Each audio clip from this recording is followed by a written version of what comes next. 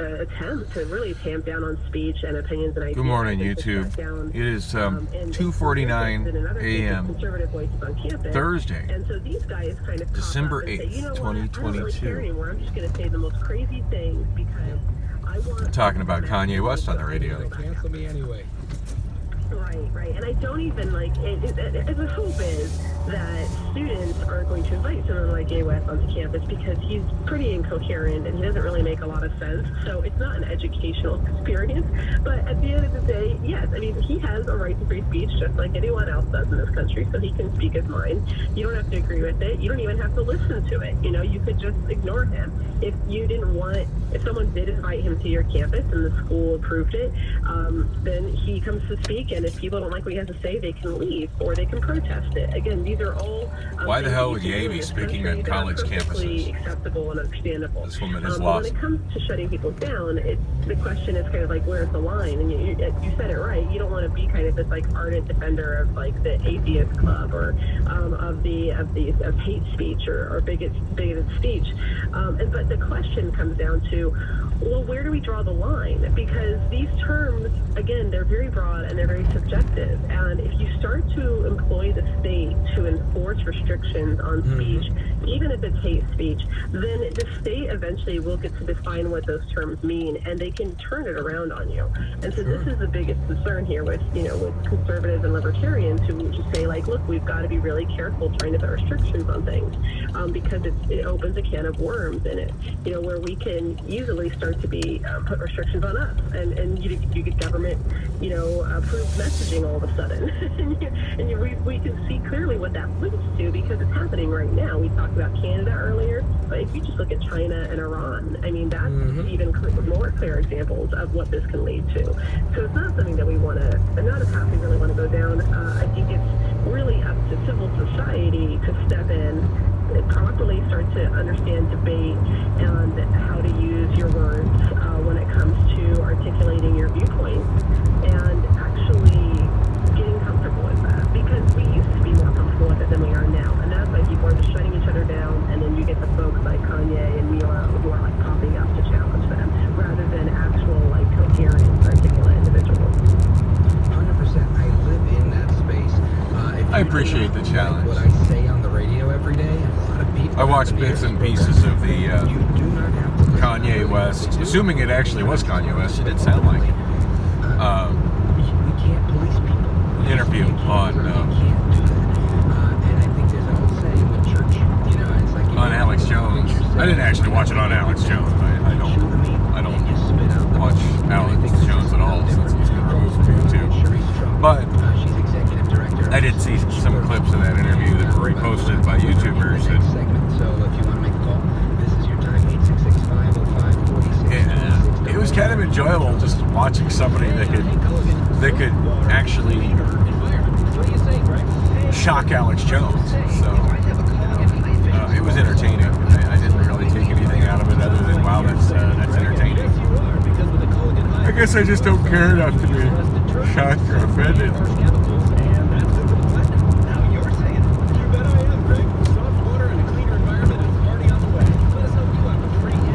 That is not what I was going to shoot video about. I just turned on the radio and heard something that was actually mildly interesting for a change.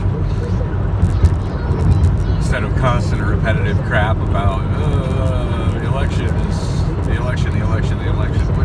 which by the way has already been, Arizona election has been confirmed. Now it's falling into people trying to make attempts to, sore losers trying to make attempts to use legal means to overturn it, when such legal means just simply don't exist.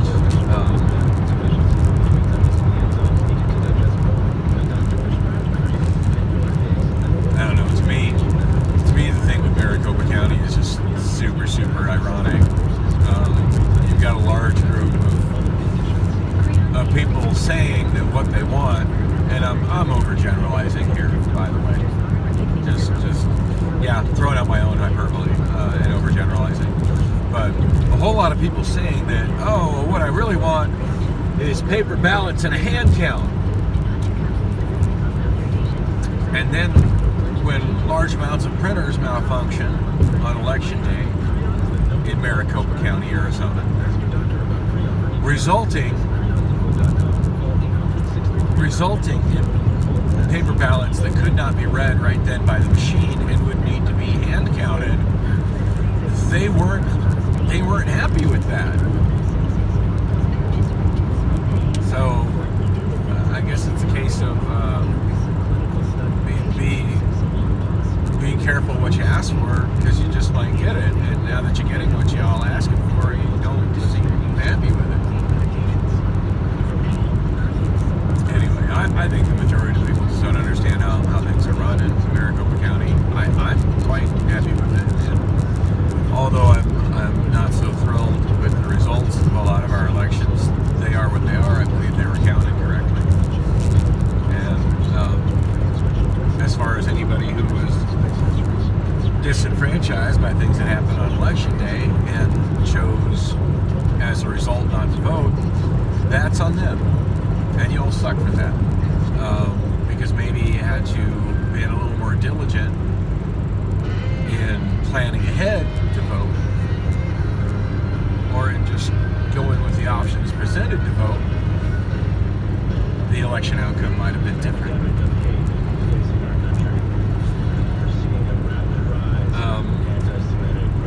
The Maricopa County Recorder's Office has a website, at least prior to election day. They had a website. I doubt it's still up now. It doesn't serve any purpose now. But they had a website up where you could go and find the address of voting locations near you and see how much of a wait there was to get through the line to vote. How many people were ahead of you in line, and approximately how long they figured the wait would be for that. So those people that went and was like, oh, the line is so terrible, I don't have that much time. That's on you for not looking on the website and going to a location where there was a long wait. I went to vote on my way to work, and I made it to work on time, which is something I'm obviously not doing today for completely different reasons. Making it to work on time, that is. But I looked, and the nearest location to me had a huge line, and it would have been, like a 90-minute wait to vote. The whole Brenner thing was resolved by the time I got up and out of bed and was ready to vote. So that was a non-issue for me. But even if it was an issue, I would have just put my ballot vote number 3 and been like, cool, tabulate it when you tabulate it. Most years previous, I've been on the early voter list, and I've been just been simply taking my ballot, which is already in an envelope, and dropping it in a box, knowing it's going to be days, maybe as much as a week until it gets counted, and not having an issue with that. I figure that's part of the convenience of not having to stand in line and being able to complete my ballot in the privacy of my own home. And that's fine. I can wait for that. I'm a patient person. The results will be done when they're done. I appreciate that they actually make an effort to verify every ballot's legitimacy rather than just running it through a machine. So that to me is a good thing. So yeah, I mean, had there been a printer issue, I would have just simply had to put it in box 3 or whatever the hell they call it to be hand counted later. That's fine, not a problem. People who took issue with that and chose not to vote, well, you made a decision not to have your voice heard. That's on you. And people who went and saw huge lines were like, oh, I can't deal with this line. Again, there was a website available. You didn't have to go to that location. You chose to go to that location. That's on you. I looked at the website, saw that the location nearest to me had a long-ass line, longer than I wanted to deal with. I saw that the next nearest location to me also had a substantially long line, longer than I would have been able to go through, wait through, and then be to work on time. And I'm like, nope, that's not an option either. Third one I looked at was over in Arcadia on Lafayette Drive. It had no waiting at all. I went there, I got through without a problem, and I voted, including the whole time of pulling in, finding a place to park, walking in the building, presenting it. They actually wanted to verify my ID because for some reason my signature didn't work with the digital signature verification process, which doesn't surprise me. My signature is sloppy. I get that. That's again, that's on me. But I showed them my voter ID card, which I had on me, and actually have on me now. There it is. It is the card. I showed that, and they were like, "Okay, you're good." They checked the box. Actually, I think they also checked my driver's license, which was fine. You're supposed to have another form of ID on you as well, and I did. I drove there. I should have a driver's license on me. Duh. They printed my ballot, filled out my ballot, handed it in. It was tabulated immediately, no issue. But I mean, even if there was an issue with the machine not taking it, oh, that's fine. Put it in the box and count it later. You've already verified my ID, so it's going to be in a box as not needing signature verification. It should get processed quicker. Anyway, here I am saying I'm tired of hearing constant news about that. And what am I delivering? 15 minutes of news, 10 minutes of news on that. And I'm already almost to work, so. And it's 3 in the morning. ABC News Saturdays, it's 3 a.m. A fired Border Patrol agent will spend the rest of his life in prison after being convicted of murdering 4 women in Texas. Family members emotional. It was all I had left. You took the last living member of my family, man. 39-year-old Juan David Ortiz was convicted of capital murder, confessing to killing 4 sex workers in 2018. Their bodies found on the outskirts of Laredo. The decision came after. And that is a much-needed profession. You all need to quit killing those ladies. All right, so where was I? Oh yeah, heading to work late, 3 a.m. So I'm literally going to show up in time to work 2.5 hours, and that's really pushing the definition of work because the last half hour not a whole lot gets done. It feels stupid to even go in at this time, but the bottom line is I'm just feel like I'm wasting a lot of gas on this drive for not much work. But my main thing is I'm trying to make sure I don't run out of UPT, end up in a negative UPT situation, and get fired over it, because that just seems to be something where people automatically get fired in Amazon without any real thought to, hey, what kind of personal struggles are you dealing with?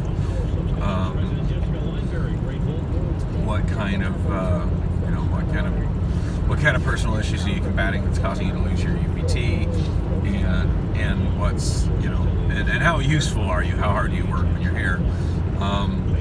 Work performance is something that's given, from what I can see, almost zero consideration in Amazon, other than those who work in rated positions, and that ends up being a really arbitrary thing as to determining who works hard and who doesn't work hard, depending on the rated position. At least it wasn't the 2 rated positions I worked. Anyway, and I haven't been vlogging since that long drive I did around Camelback Mountain, so for the most part, work's been going all right. It's been pretty uneventful the last 2 days since I did my last vlog. The only thing notably worth mentioning is that I have been really irritable and on edge at work lately, and I think in the last week I have snapped at more water spiders than I have not snapped on. Most of the snapping on water spiders originated from their inability to distinguish and basically what the water spiders do in outbound. I've been working this whole week in outbound as a forklift driver loading trucks, which is kind of my main role these days. The water spider's job, amongst some other things, but the primary job is for them to take pallets which are ready to be loaded and put them in the loading zones where the forklift drivers load them into the trucks. They all have labels on them, printed paper labels that state their destination, and the zones they put them on are based upon the destination, which is referred to as ARCs, which is a 3-letter, 1-number combination of what Amazon warehouse they're going to. And they're supposed to correspond with trucks being loaded. Well, some of these people apparently aren't smart enough to read the screens to see, hey, where are their trucks being loaded, so they put them next to stuff that's already there. Some of it that doesn't need to be there. So great, you're adding to an already stuff that's not be, you're adding more stuff that shouldn't be there to the stuff that's already there that shouldn't be there, which is people bringing too much for a truck that already left that area. That's a separate problem. What really got me going is their inability to actually pay attention to the goddamn labels. So we service a warehouse in Tucson, and we service a warehouse in Tulsa.